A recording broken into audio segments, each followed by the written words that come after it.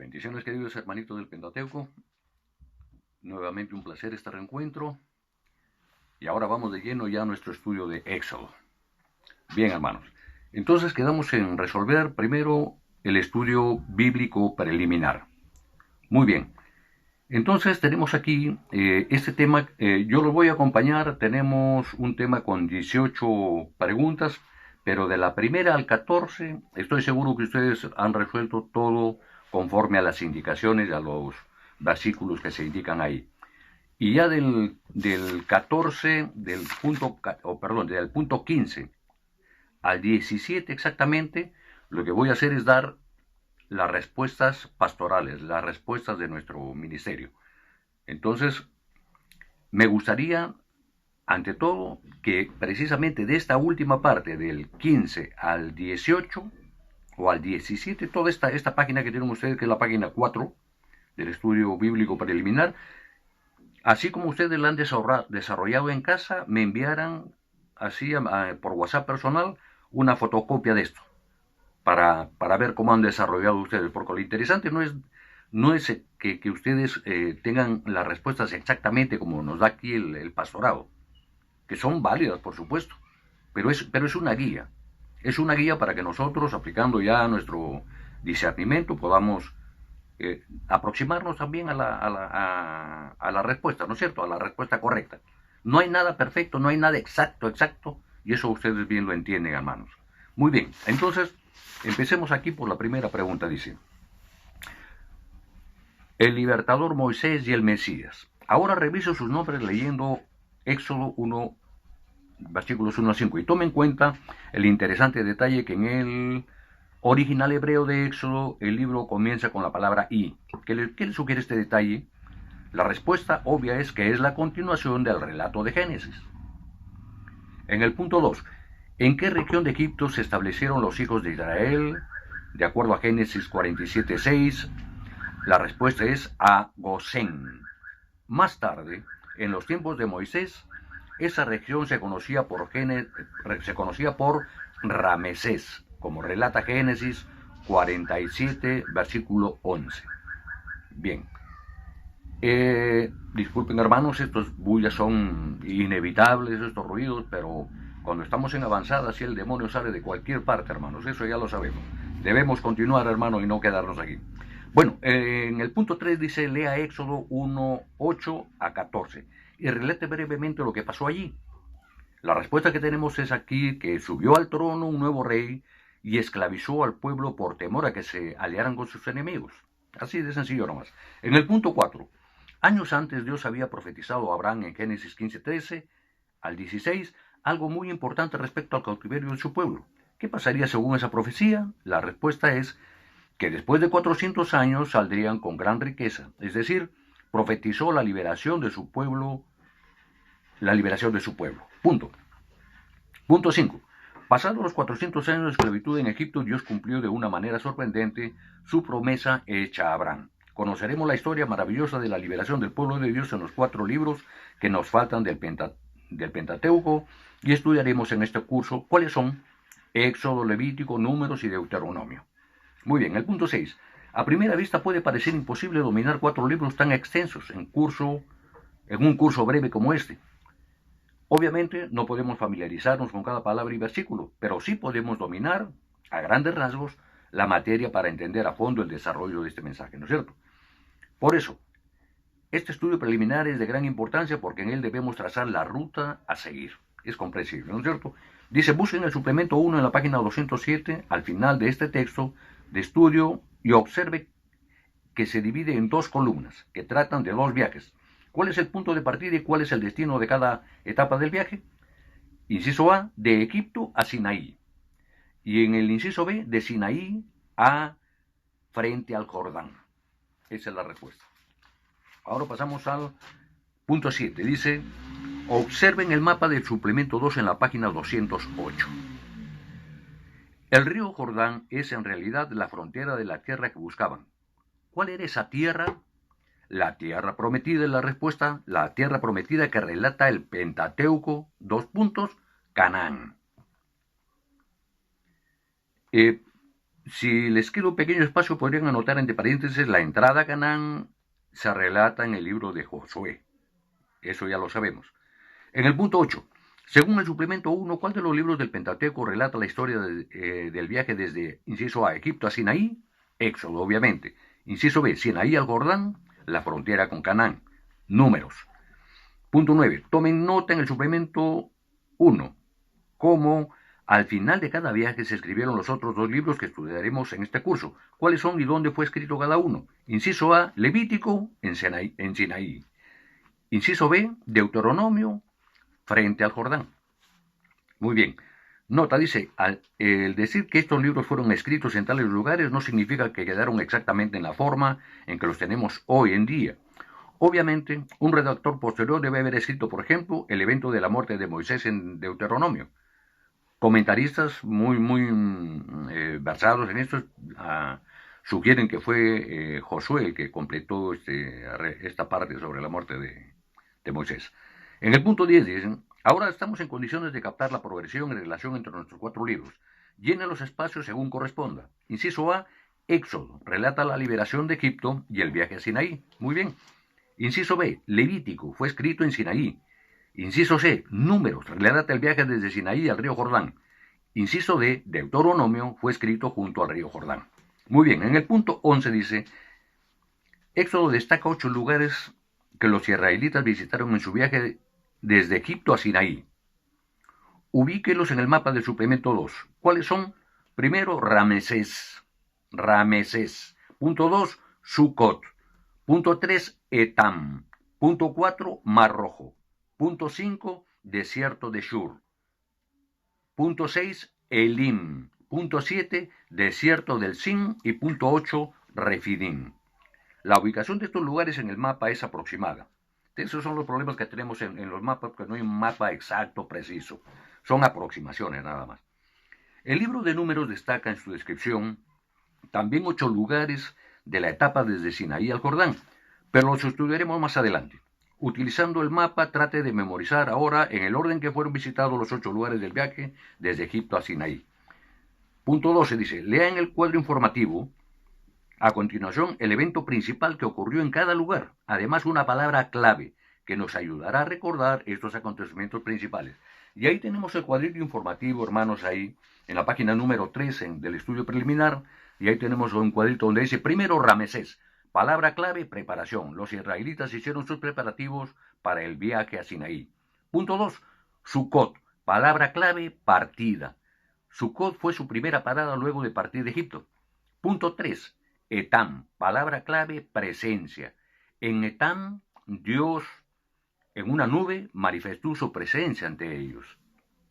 Punto 4, Mar Rojo, palabra clave, pasada. Al llegar al Mar Rojo, Dios abrió el agua para que ellos pudieran pasar.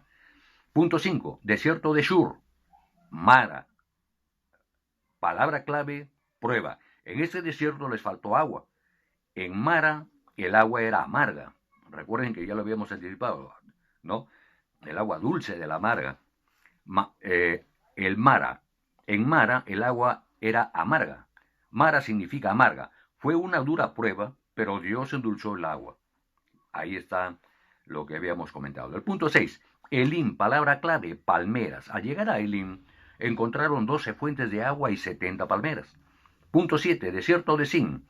Palabra clave, pan. Otra vez en el desierto tuvieron hambre y Dios le proveyó pan, o sea, el maná.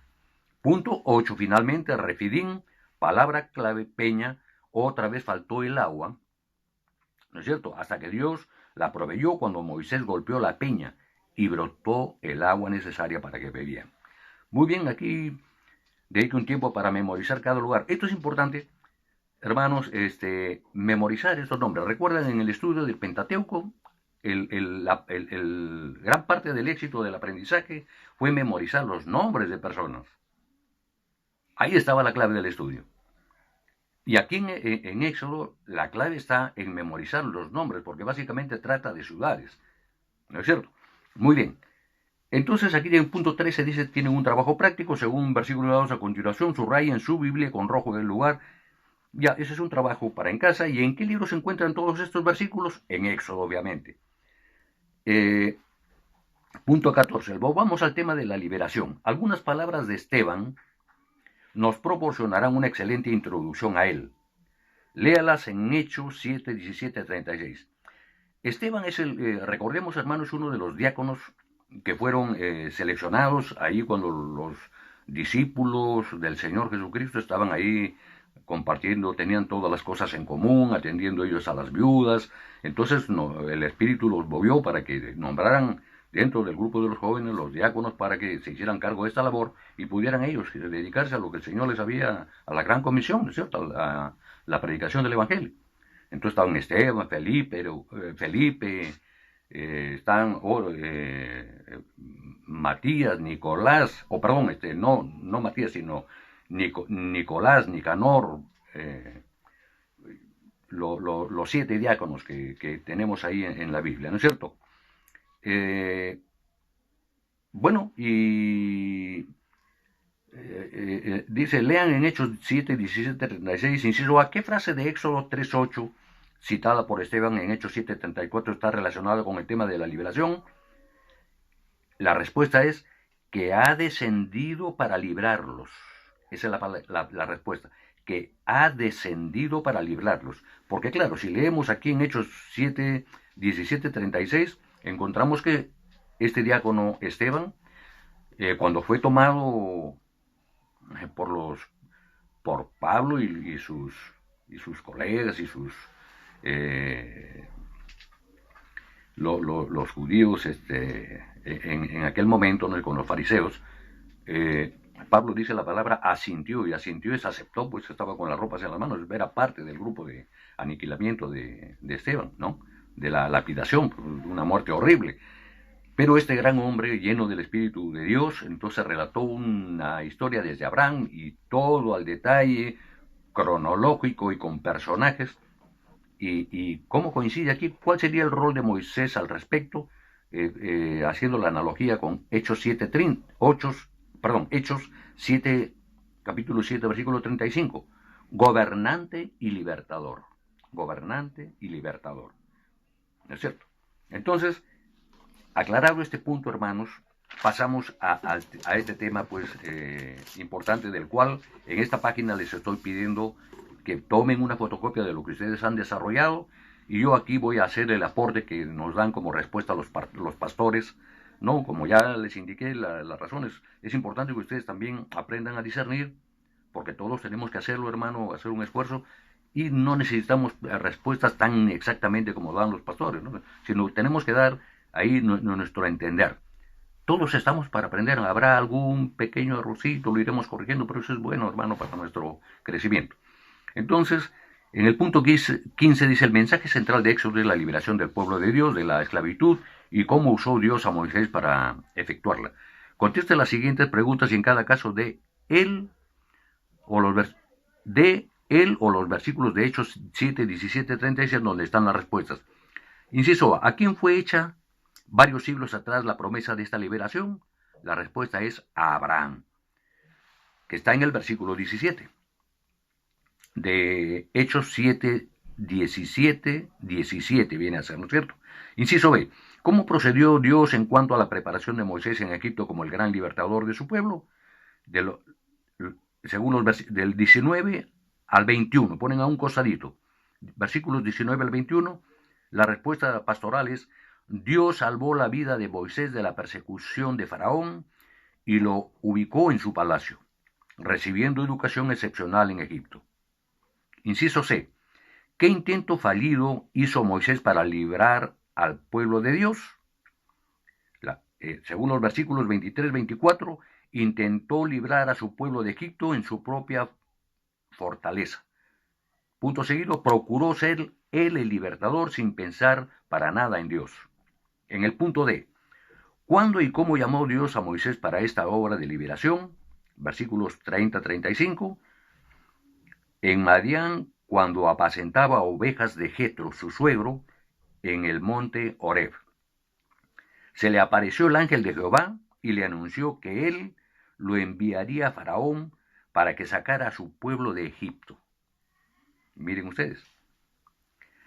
En el inciso E, ¿cuál fue el gran acto central de liberación que Dios efectuó por medio de Moisés en el viaje a Sinaí? Esto lo tenemos en el versículo 36.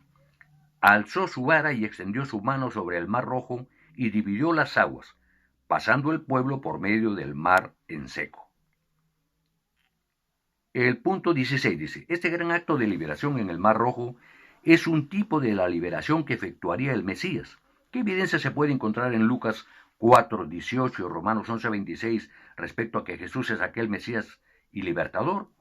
Bueno, aquí tenemos en Lucas 4:18, vino a pregonar libertad a los cautivos y libertad a los oprimidos. ¿Y qué dice Romanos 11:26? Jesús es el gran libertador que apareció en Sión, donde murió en la cruz, para sacar a su pueblo de la impiedad de Faraón y del pecado. ¿No es cierto? Muy bien. Entonces, hasta aquí, hermanos, estas son las respuestas pastorales. Y a ver si, la repito, si me envían una copia, una fotocopia por WhatsApp personal de lo que ustedes han resuelto acá. Y ahí luego, pues, la pregunta 18 que tienen que resolver, como es costumbre, la prueba, ¿no? Que siempre estilamos hacer al final del libro. Entonces, hasta aquí, hermanitos, nuestro desarrollo de este estudio bíblico preliminar y las recomendaciones del caso. Aquí tienen para el estudio de Éxodo, deben mantener ahí en perspectiva estos 4 versículos. Éxodo 1:8. Entre tanto se levantó sobre Egipto un nuevo rey que no conoció a José. Otro versículo, Éxodo 2:24-25. Y oyó Dios el gemido de ellos y se acordó de su pacto con Abraham. Éxodo 12:27. Es la víctima de la Pascua de Jehová. Y otro versículo clave, Éxodo 22-3. Yo soy Jehová tu Dios que te saqué de la tierra de Egipto, de casa de servidumbre. Es bueno retener estos versículos claves, hermano, que nos mantenerlos en perspectiva para ir comprendiendo mejor el desarrollo de este libro de Éxodo. Entonces, también tenemos aquí, hermanitos, antes del cierre de este encuentro, cuáles van a ser las metas que tenemos también que aprovechar aquí en este estudio. Y que van a tener su nota, por supuesto. Tenemos que completar ya el estudio de los libros del Nuevo Testamento.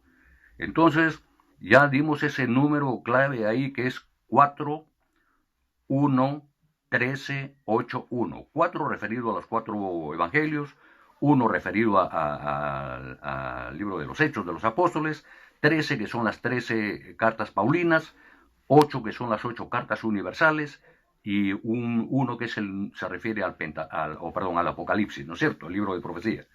Y otra meta más que tenemos, hermano, esto sí, que todos debemos ya tener de memoria, aprenderlo y dar su prueba del Salmo del Buen Pastor. Me refiero al Salmo 23. El Señor es mi pastor, nada me faltará. Ese Salmo 23, hermano, tienen que memorizarlo. Estos son las 2 metas, los 2 objetivos que tenemos, aparte del estudio de Éxodo, para este libro.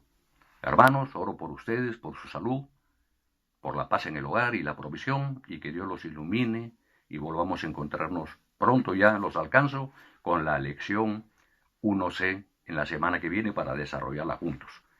Que Dios los bendiga, queridos hermanitos.